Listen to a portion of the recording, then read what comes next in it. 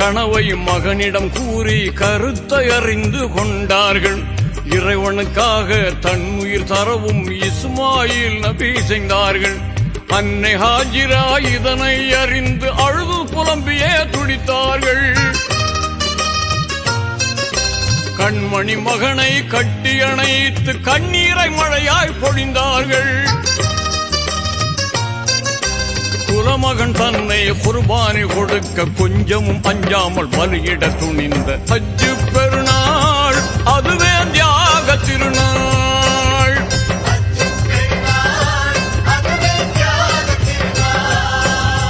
ஹஜ்ஜு பெருநாள் வந்த சரித்திரம் கேளுங்கள்.